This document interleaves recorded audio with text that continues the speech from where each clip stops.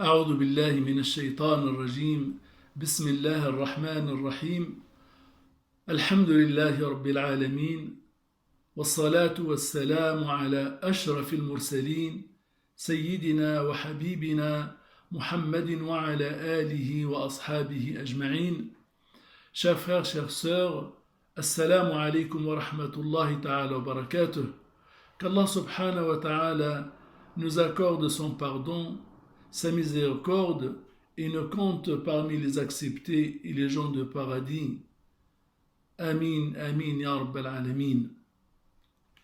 Le sujet d'aujourd'hui et de lundi prochain, incha'Allah ta'ala, s'intitule « Comment le mois de Ramadan nous aide à acquérir la patience ». J'aborderai ce sujet en 4 points. Le premier point, qui est-ce que la patience? Le deuxième, le mérite de patience auprès d'Allah subhanahu wa ta'ala. Le troisième point, les domaines de la patience. Et le quatrième point, comment le mois de Ramadan nous aide à acquérir la patience. Qu'est-ce que la patience?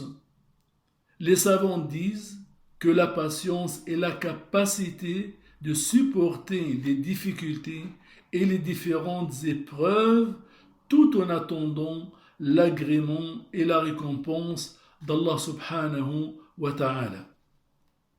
Chers frères, chères sœurs, le croyant doit s'armer de patience car il va passer par de différentes épreuves dans sa vie et personne n'échappera à cette loi divine. Concernant le mérite de patience, les patients ce sont des serviteurs chanceux et honorés par Allah subhanahu wa ta'ala. Dieu nous informe qu'il est avec eux, qu'il les aime et qu'il les récompensera d'une grande rétribution. Il dit subhanahu wa ta'ala dans la sourate Al-Baqarah, ô les croyants, cherchez secours dans l'endurance et la salat. Ya ayyuhalladhina amanu ista'inu bis-sabri was-salah. Inna Allaha ma'as-sabirin. Ô les croyants, cherchez secours dans l'endurance et la salat, car Allah est avec ceux qui sont endurants. Dans la sourate la famille Imran, Al-Imran, Allah dit, et Allah aime les patients. Wallahu yuhibbu as-sabirin. ويقول سبحانه أيضا في سورة الزمر et les patients auront leur pleine récompense sans compter. إنما يوفى الصابرون أجرهم بغير حساب. ويقول الله سبحانه وتعالى, il dit aussi dans la sourate Al-Baqarah, et fait la bonne annonce aux patients qui disent quand un malheur les atteint, certes nous sommes à Allah et c'est à lui que nous retournerons.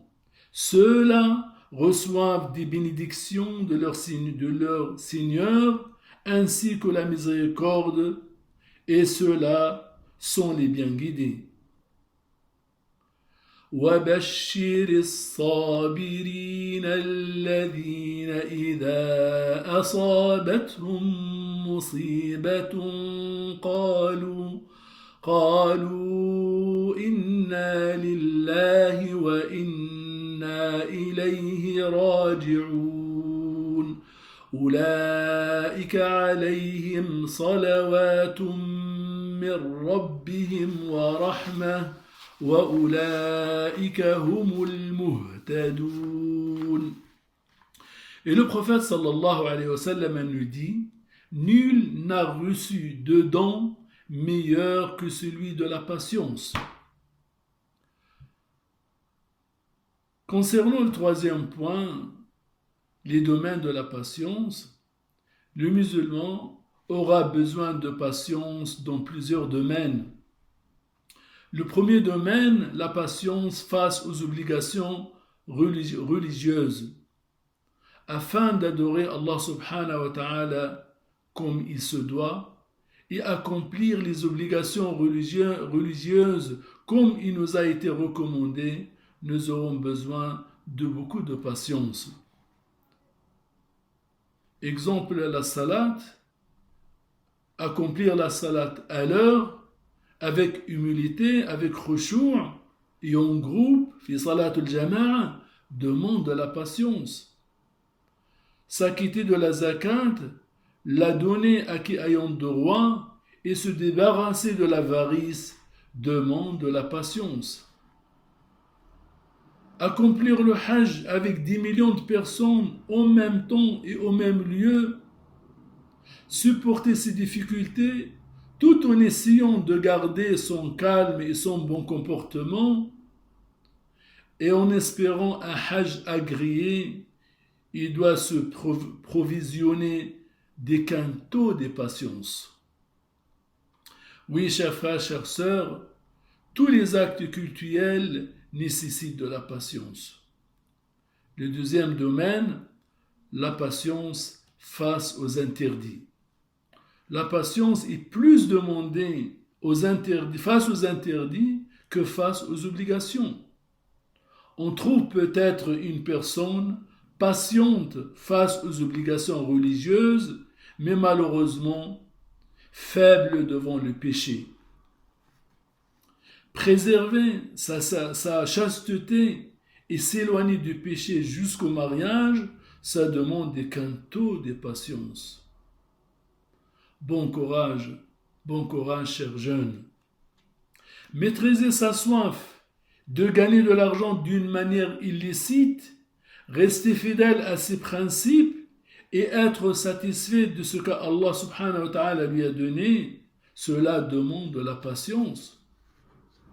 Freiner le désir de se sentir supérieur aux autres, car le monsieur a un bon statut social ou scientifique ou autre, pour éviter la vanité et rester modeste loin de toute sorte d'orgueil envers les gens, cela aussi demande de la patience.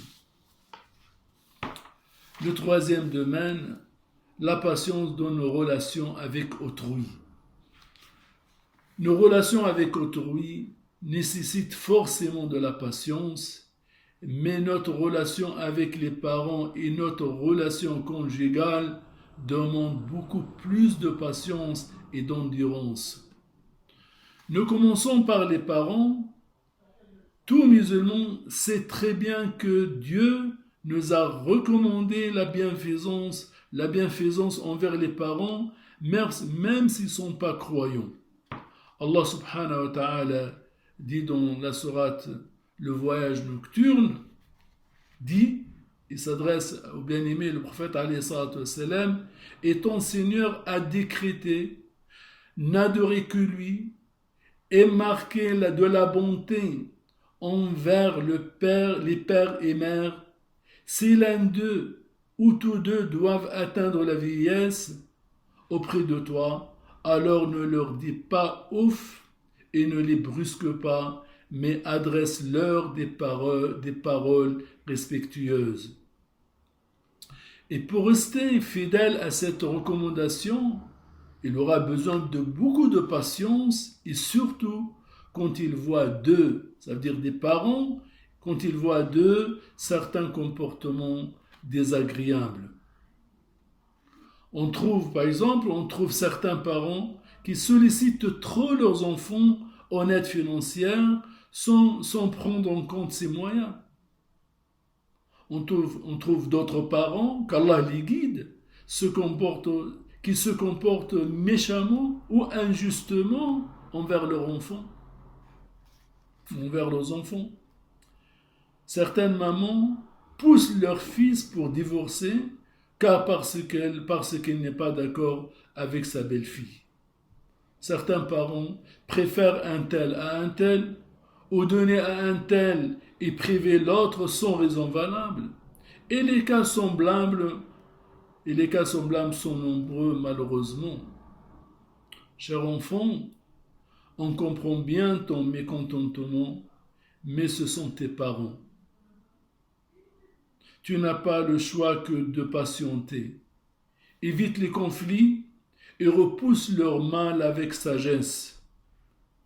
Cher enfant, la patience et la bienfaisance envers les parents sont fortement exigées, surtout quand ils arrivent à l'âge de la vieillesse, comme on a cité dans le verset. Le quatrième domaine, la patience dans la relation conjugale. La relation conjugale est basée normalement sur l'amour, l'affection et le respect mutuel. Allah subhanahu wa ta'ala dit « Et parmi ces signes, il a créé de vous, pour vous, des épouses pour que vous viviez en tranquillité avec elles et elle a mis entre vous de l'affection et de la bonté. Il y a en cela des preuves pour des gens qui réfléchissent. Cette relation conjugale va rencontrer des perturbations. Il y aura des désaccords sur plusieurs sujets, surtout pendant les premières années. Les époux ont demandé de faire de l'effort pour éviter les problèmes et faire preuve de patience. Sinon, le divorce. Et vous savez bien ses graves conséquences. Chers frères, chères sœurs, je m'arrête ici et nous terminerons lundi prochain, Inch'Allah Ta'ala, le 5e domaine qui est la patience face aux épreuves et le dernier point, comment acquérir la patience durant le mois de Ramadan. Merci beaucoup pour votre écoute et pour votre patience. Qu'Allah subhanahu wa ta'ala, encore une fois, nous accepte nos bonnes actions pendant ce mois béni. Qu'Allah subhanahu wa ta'ala nous couvre par sa miséricorde, par ses bienfaits. Qu'Allah subhanahu wa ta'ala nous protège tous de cette épidémie. Qu'Allah subhanahu wa ta'ala guérisse nos malades. Qu'Allah subhanahu wa ta'ala accorde sa miséricorde à nos morts. Allahumma shfi mardana. وارحم موتانا وعاف مبتلانا اللهم اجعلنا في هذا الشهر الكريم من المقبولين ولا تجعلنا فيه من الأشقياء المحرومين اللهم يا رب جنبنا هذا المرض اللهم اللهم عافنا جميعا اللهم ارفع عنا هذا الوباء واكشف عنا كل داء يا رب واحفظنا من كل مكروه اللهم احفظنا من كل مكروه اللهم احفظنا من كل مكروه اللهم اهد أبناءنا وبناتنا ورد بهم إلى دينك مردا جميلا يا رب العالمين آمين آمين والحمد لله رب العالمين وصلى الله على سيدنا محمد وعلى آله وصحبه أجمعين والسلام عليكم ورحمة الله تعالى وبركاته.